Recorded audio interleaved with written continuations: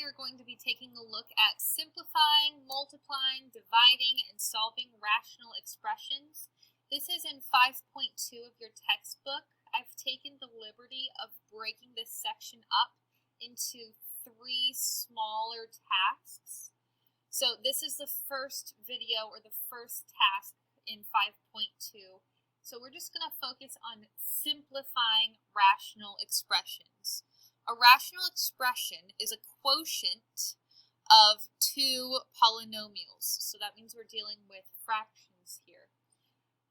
Whenever we are taking a look at rational expressions, there may be a solution that would make the function undefined, and we're going to take a look here.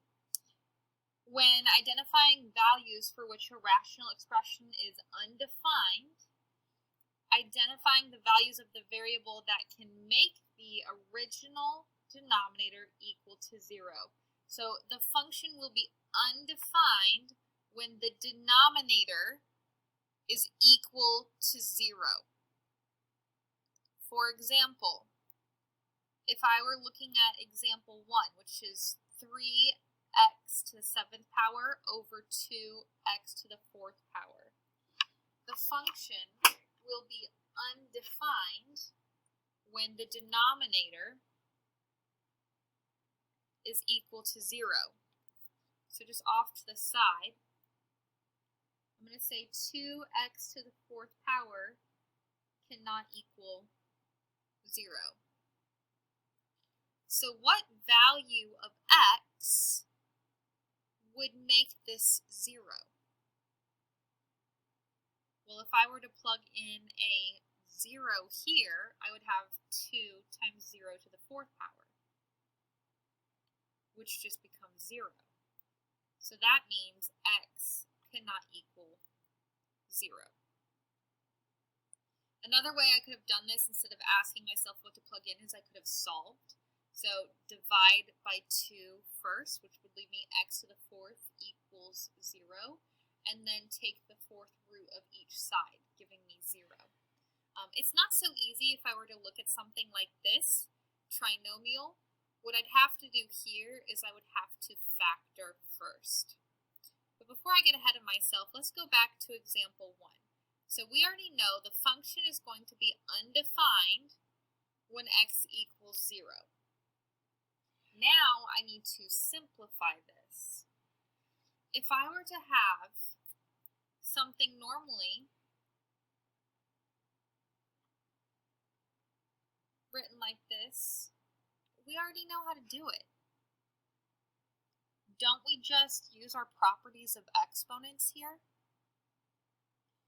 3 over 2 is already simplified, so that's going to stay the same. And then use your quotient property here, which means I would subtract the powers. 7 minus 4 gives me x cubed. And that would be my final answer. In example 2, I cannot just take a look at this and say, oh yeah, I can simplify it this way. What you're going to have to do is factor. That's why we did a review of factoring before even starting to look at chapter 5. I gave you easy ones here. Both of them are case 1 of factoring trinomials, which means a is equal to 1. We're just going to use guess and check. Remember, guess and check says that you ask yourself what multiplies to give you the last term and adds to give you the middle term. So I'm just going to do this on a little sticky note, or if you want to do it on a separate sheet of paper, that's fine since there's not a lot of room here. So I'm going to start with the numerator. We have x squared minus 2x minus 3. So the factors of the last term are just 1 and 3. Remember, this negative, or this minus sign, means we have to use different signs to add and give us the middle term.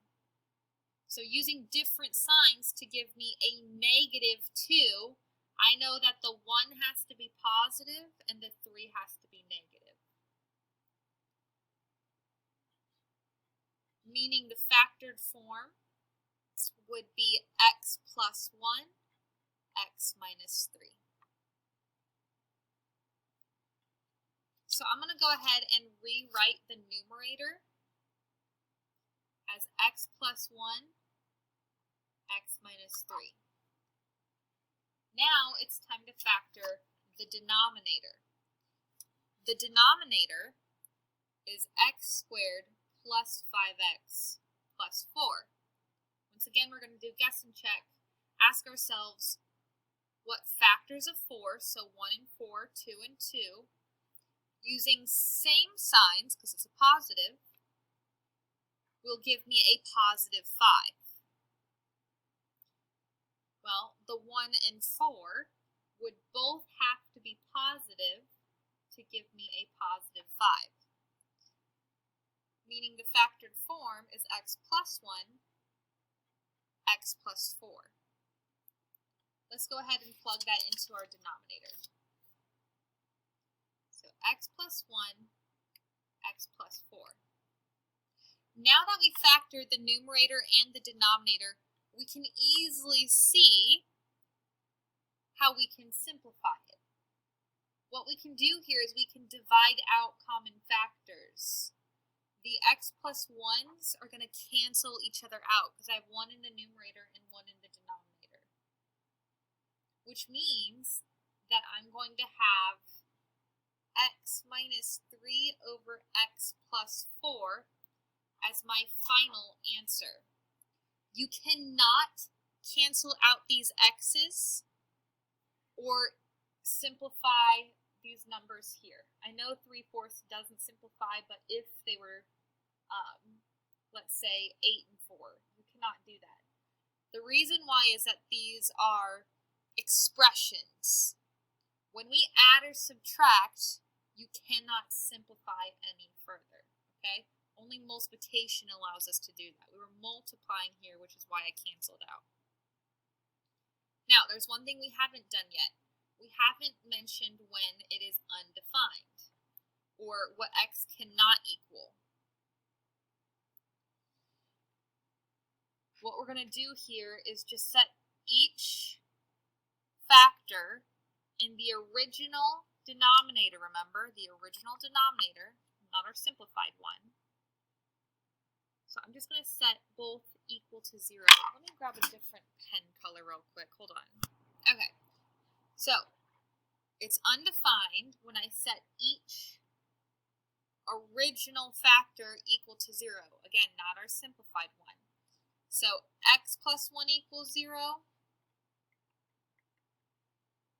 If I were to solve that, you would subtract 1 from each side. So x equals -1 would make it undefined.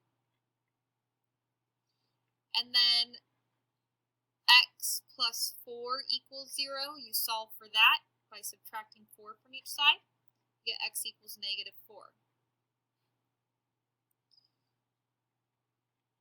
So it's undefined, or x cannot equal -1 or -4. Remember in example 1, x could not equal 0. For example 3, I can't tell yet what I'd have to set them equal to. I'm going to have to factor first.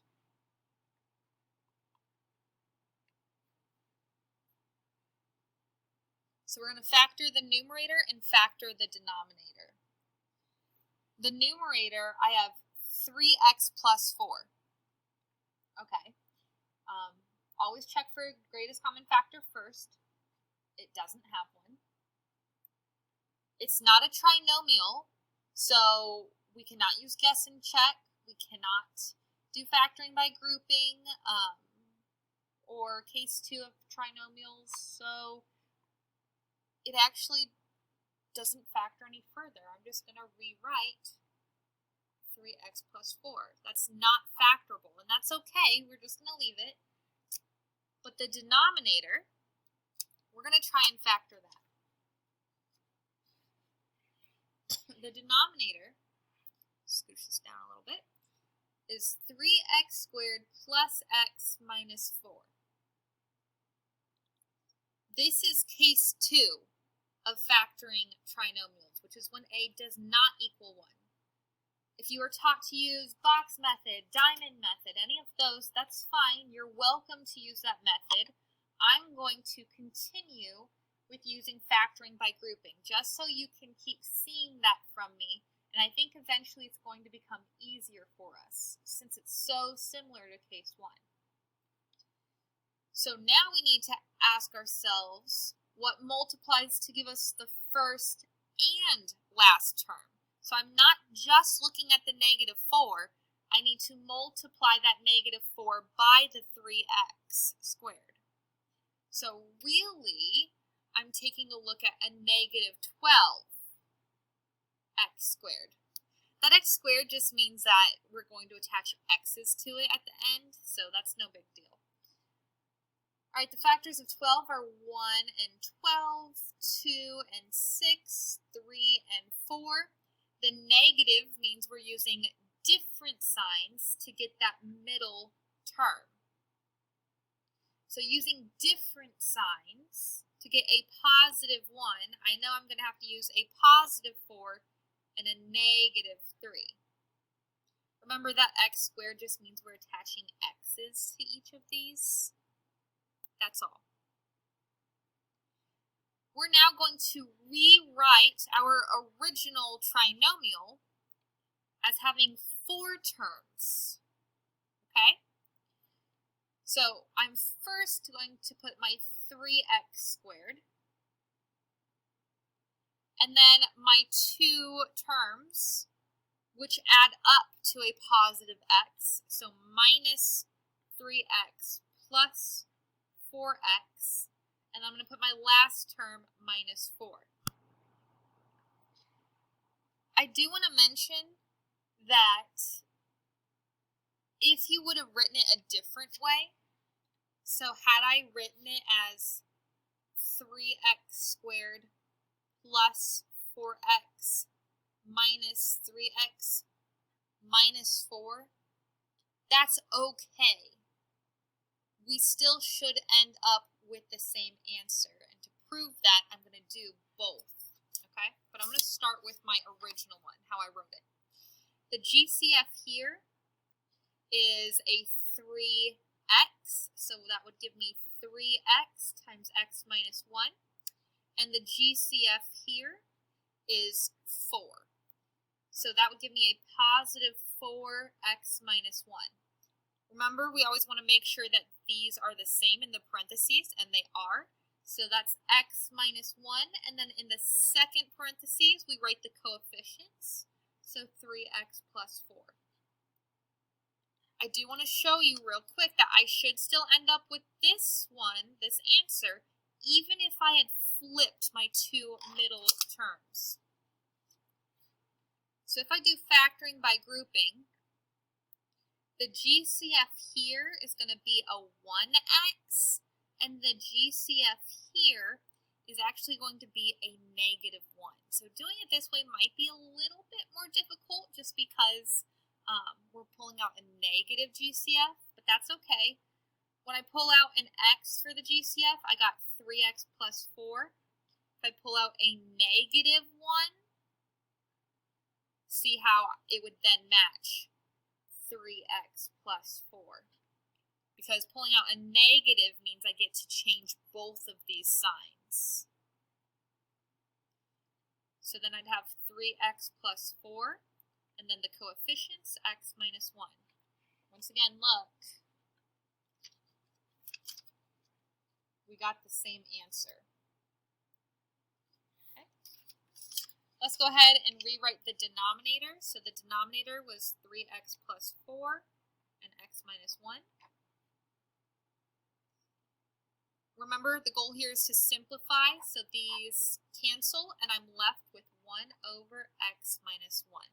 As a reminder, if I wanted to say when it's undefined, I would have to set each of the factor denominator before it's simplified equal to 0, and you can pause the video to check my work.